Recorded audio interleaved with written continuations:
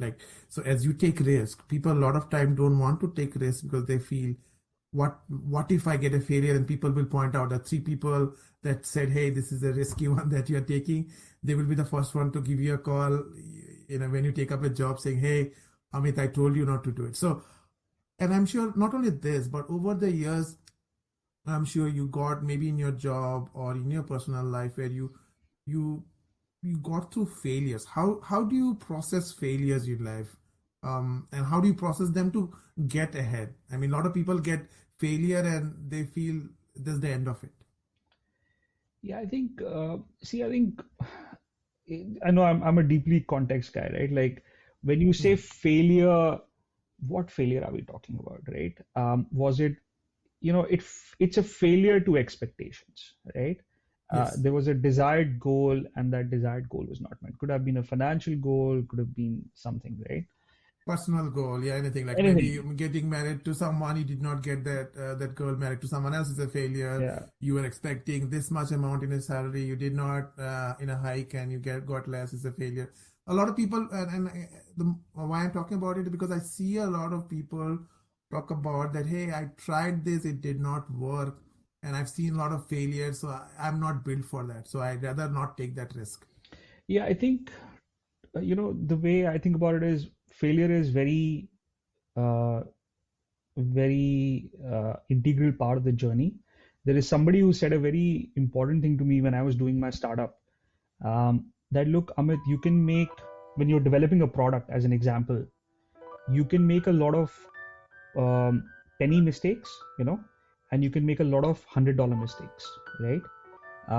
Your goal has to be, so your R&D is going to inherently mean a lot of failures, right?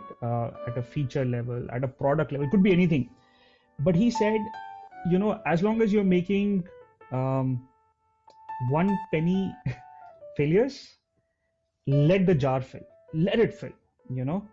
So that is your cost of learning, basically, right?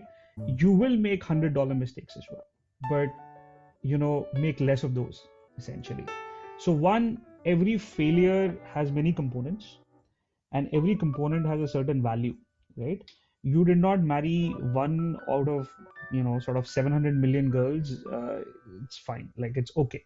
you know the other sort of framework is the five, sort of triple five framework, right? Is it a mistake worth remembering after 5 days, 5 months, or 5 years, basically, right? Mm-hmm. So there are many mental models you can apply. I think the thing is, do you have those mental models or not? I did not have them either. And there I say, the quality and richness of people you live around with or engage with, that becomes a hugely important factor or a critical success factor for you, because they help you think forward.